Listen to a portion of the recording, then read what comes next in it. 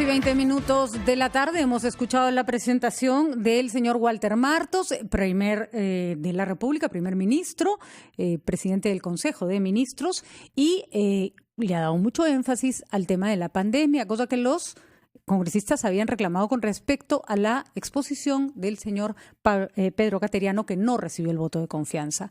El acento ha estado puesto en la salud. Hablamos con el exministro de Salud, Víctor Zamora, que nos da su impresión sobre qué hay de nuevo en este mensaje, qué cosas está anunciando que no se hizo durante su gestión. Señor Zamora, ¿cómo está? Gracias por acompañarnos. Muy buenas tardes. Muy buenas tardes, Patricia. Encantado de volver a conversar contigo. Bueno, ¿cuál es su evaluación de la presentación del ministro Martos en el Congreso con respecto al tema salud? Bueno, yo creo en dos aspectos, ¿no? Uno primero en el corto plazo en relación con la anterior presentación del Premier, y yo creo que llena dos vacíos. Uno primero de carácter político, llamar a la unión a los niveles, del nivel nacional, del nivel regional y lo más importante, del nivel local. El llamado a la participación plena de los gobernadores, de los alcaldes, ¿no? Yo creo que con eso conecta mejor con las necesidades de participación que reclamaban los gobernadores regionales, los gobernadores locales, e incluso abre más la cancha. En segundo lugar, creo que conecta mejor desde el punto de vista de la agenda prioritaria del país. Pone nuevamente en el centro de las prioridades a la salud. Creo que habíamos perdido un poco el énfasis en que efectivamente enfrentamos una violenta pandemia que está golpeándonos duramente y el discurso anterior no había conectado. Ahora, respondiendo a tu pregunta en relación con la estrategia general, yo creo que los énfasis importan. Entonces, si bien es cierto, la estrategia general sigue siendo la misma, que tiene dos ejes, lo social y lo sanitario. En lo social, aunque todavía hay un paquete de medidas que va a ser revelado mañana o pasado, según lo ha declarado el propio Premier, ya adelantó algunas cosas, ¿no? La máscara facial, que va a ser repartida de manera gratuita, la operación Taita, que es una operación exitosa que se ha desarrollado en varios lugares, especialmente enfocado en la población más vulnerable y donde los alcaldes juegan un rol fundamental.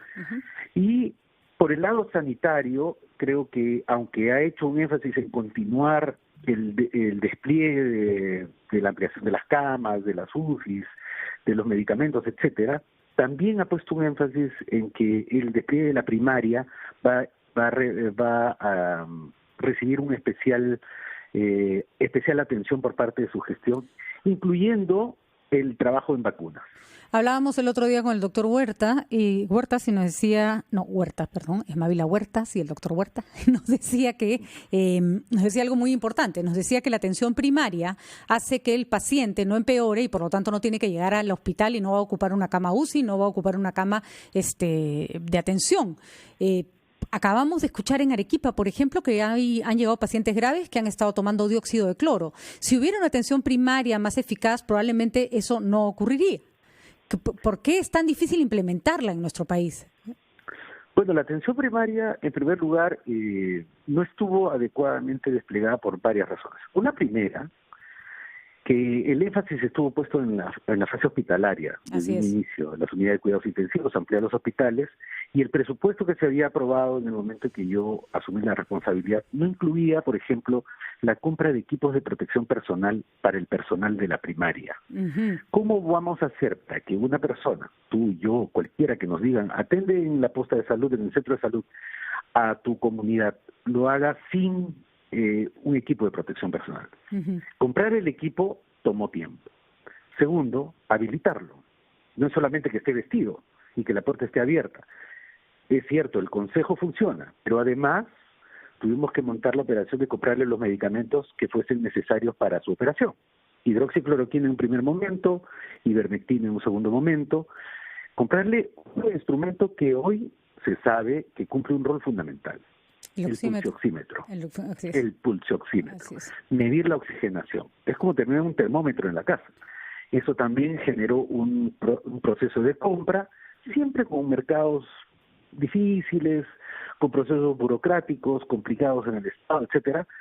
Y una tercera barrera es que en la primaria, como en los hospitales, prácticamente una tercera parte, casi 40% de nuestro personal estaba en casa, porque es persona vulnerable, mayor de edad o con alguna enfermedad. No se implantó en su momento, pero en muchos países la atención primaria ni siquiera se hace presencial. Se le hace seguimiento al paciente por teléfono. Se le llama, se le pregunta cómo está, se aseguran de que tenga un oxímetro, un pulso oxímetro cerca y que alguien pueda pasar. Incluso ahí en algunas farmacias les llevan el aparato para que se lo vayan midiendo. Es decir, acá nos ha faltado efectivamente recursos, rapidez por la burocracia, pero también estrategia. ¿Es tan difícil implementarlo, señor Zamora?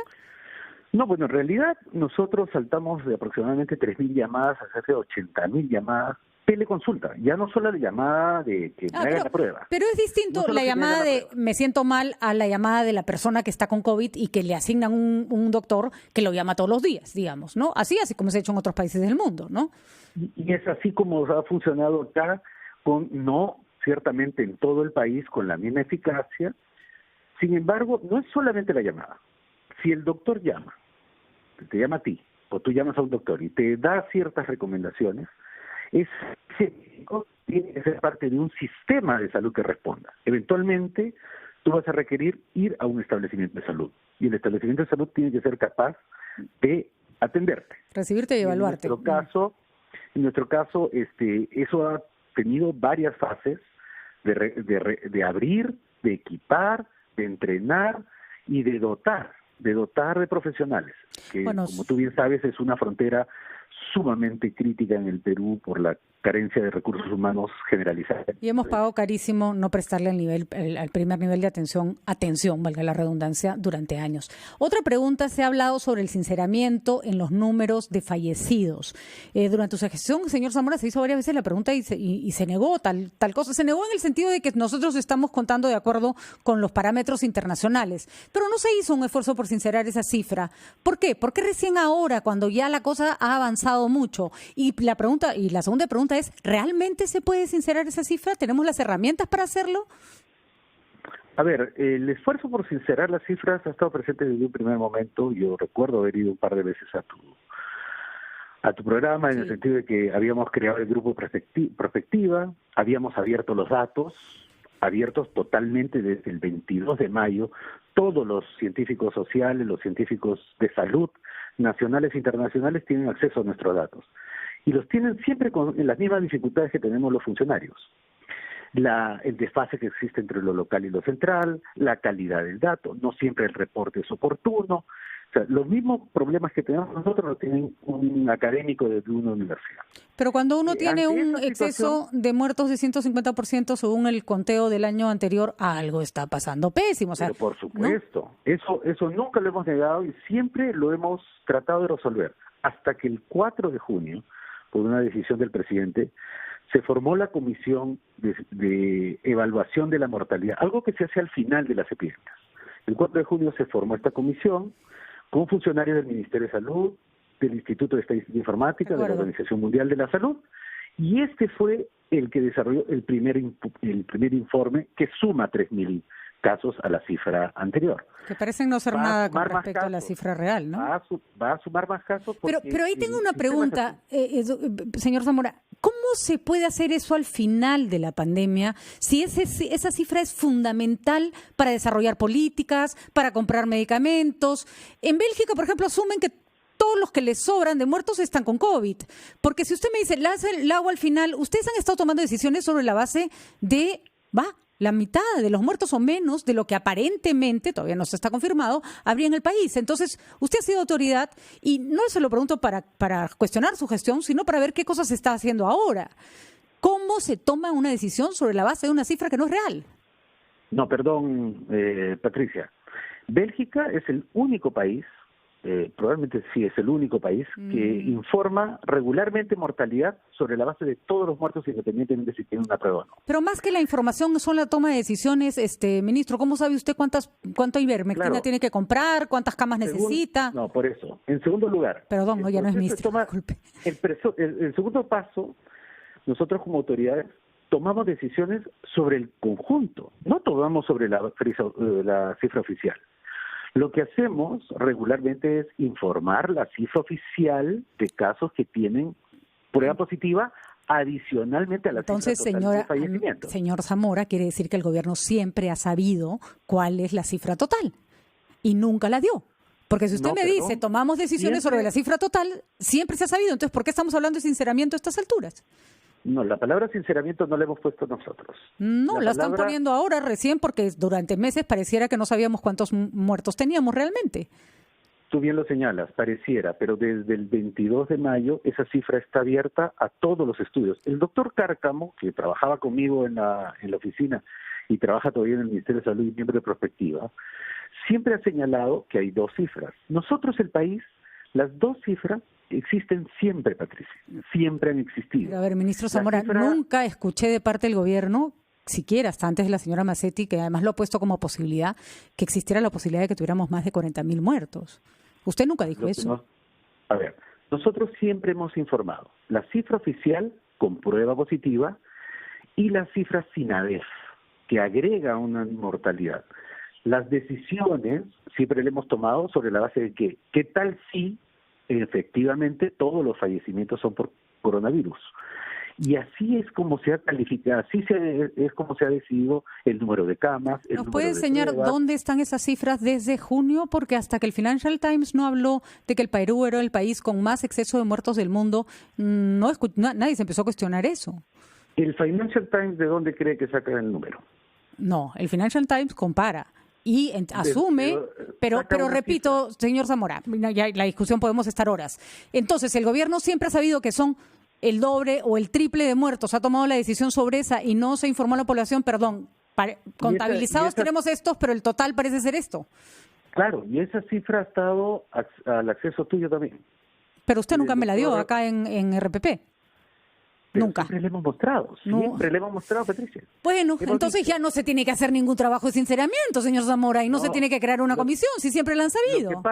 Lo que pasa es que lo que se llama sinceramiento es todas las personas que han fallecido, que necesitan una prueba para que se incorporen dentro del dato. Hay un grupo de personas que fallecen y esa prueba queda en los archivos, queda registrada en otro lugar, por miles de problemas administrativos. Esa comisión lo que hace es recoger y juntar esos dos datos. Se juntan 3.000, luego se juntan 7.000 y así sucesivamente a medida que va progresando la epidemia. No, la señora Macetti también ha dicho que se van a considerar dentro del número a las personas sospechosas de haber muerto por COVID, pero en fin, vamos a dejar el tema ahí, ojalá que el número sea claro, ojalá que el gobierno esté tomando las decisiones sobre la base de las cifras exactas, ya creo que no tiene razón ponernos a mirar qué se hizo antes, ya, vamos a mirar para adelante. Y justamente le pido una pausa rapidita para que me cuente cómo se debe hacer el tema de las vacunas, que eso sí es un tema que se tiene que decidir ya, que no tiene que ver con la gestión que manejaba usted, porque el tema de las vacunas recién se está evidenciando en este momento. Así que permítame, señor Zamora, una pausa y regresamos con ese tema. ¿Qué le parece? Claro que sí. Va, pausa y regresamos. Participación de Educación 2020. Aprendizaje al...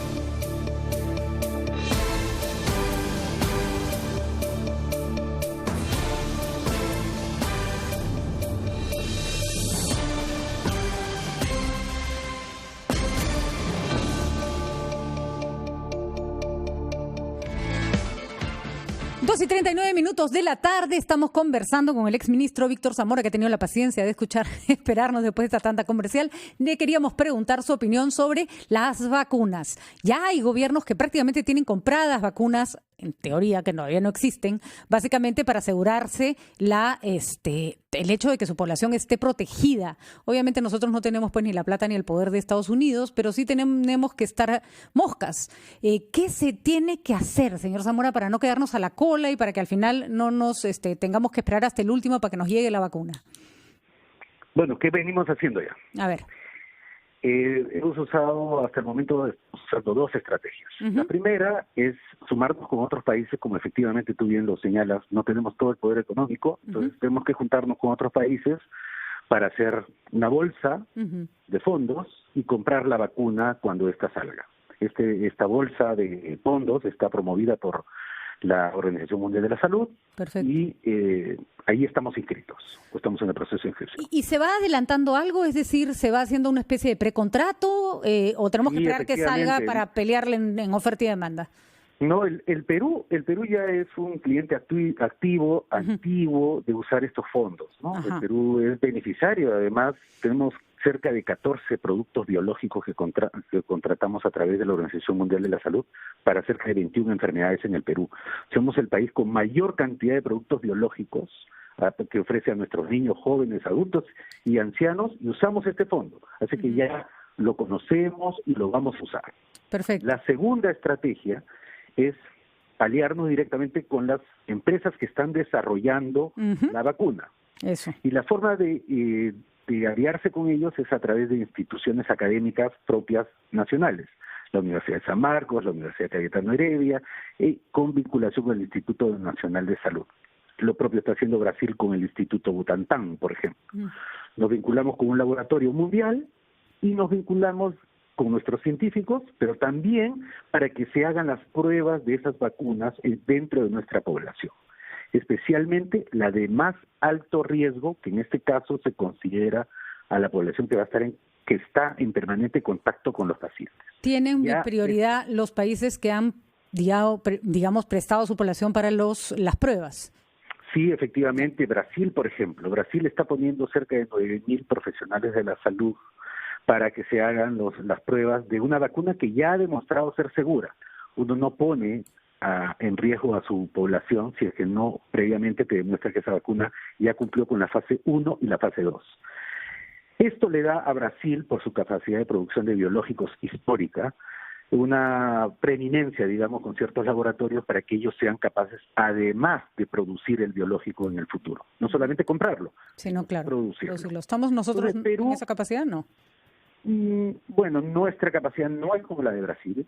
Esperamos tenerla así, pero no es la que tenemos en este momento. Una capacidad para los volúmenes que se necesitan. Y eso también es bueno saberlo. ¿Cuánto necesitamos? Y ahí hay 3 escenarios para los cuales el Perú también se está preparando. Porque formamos esta comisión a inicios de junio, que es de vacunas, la Comisión Nacional, que tiene 2 objetivos. Acceder a la vacuna, por un lado, y segundo, garantizar que sea distribuida. Garantizar que sea distribuida significa identificar 3 tipos de población. Primero, la población más vulnerable, de alto riesgo, médicos, personal de salud, personal de la policía y personal del ejército. Son los que están básicamente, y personal de las municipalidades de limpieza, que serían los primeros en ser vacunados porque son aquellos que van a sostener el sistema de salud. Un segundo grupo es la población en riesgo, personas mayores de edad, con alguna enfermedad. Enfermedad crónica, sí. ¿No? Y lo tercero, ya es lo más ambicioso, es jóvenes, un enfoque de niños. Eliminación a los 33 millones de peruanos. ¿La vacuna debiera ser gratuita y la debería repartir el Estado? Todas las vacunas en el Perú son gratuitas. Todas, absolutamente todas son gratuitas y para todas las poblaciones. No, en el Perú no se hace. Yo sabía que, por ejemplo, digamos, las vacunas para niños uno tiene que ir a la posta y se las ponen, la de TBC uno pasa por la posta y le ponen, es decir, la de influenza también. Todas las vacunas son gratuitas, pero uno puede ir a un laboratorio privado y acceder a ella, digamos, si es que no quiere que se la ponga el Estado. Pero, por supuesto, eso es una decisión que ya una persona debe tomar de acuerdo a su bolsillo, pero en el Perú las vacunas son universales, gratuitas, sin ningún tipo de discriminación. De acuerdo, y así debiera ser esta también. Así, esperemos que sea esta, pero ojo, una cosa es vacunar 33 millones. Si nosotros, la vacuna más cara que nosotros compramos en el Perú cuesta 50 soles, que es el de neumococo, es la más cara. Si nosotros pretendemos comprar 33 millones de vacunas, si solamente fuera una dosis, porque todavía no sabemos si es una o 2 dosis, cada dosis por 50 soles, eso tiene un costo, ¿no? Además de movilizar a un ejército enorme de personas vacunadoras, ¿no? Que también se va a tomar un tiempo. Por eso es que se habla de escenarios. Los de más alto riesgo, que los necesitamos trabajando, los de alto riesgo, que los necesitamos en casa, y luego el resto de la población que no está en riesgo, pero que transmite la enfermedad. Claro, pero una vez que el coronavirus, que ya se inmunizó a las personas más importantes, digamos, el resto de la población se puede ir inmunizando con un poquito más de lentitud, ¿no es cierto? Porque ya no son personas que están expuestas a situaciones de riesgo, ya no va a haber camas UCI todas copadas, ya la cosa es más manejable. Probablemente la vacunación demore un tiempo, ¿no? Por supuesto, no solamente su desarrollo, sino la compra, el plan de vacunación. La aplicación, etcétera. claro. Muy bien. Felizmente el Perú en eso tiene una gran ventaja. Somos un país que sistemáticamente ha tenido grandes coberturas vacunales, grandes campañas. Y hemos mejorado en eso, además, ¿no? Y además tenemos un enorme abanico de vacunas a las cuales esta se sumaría, ¿no? Entonces es la gran fortaleza del país. Muy bien, señor Zamora, muchas gracias. Ojalá que las cosas sean cada vez para mejor, que se fortalezca la atención primaria, que las vacunas lleguen en el momento preciso. Un gusto hablar con usted. Gracias por habernos acompañado. Gracias a ti, Patricia. Encantado nuevamente. 2:46, pausa.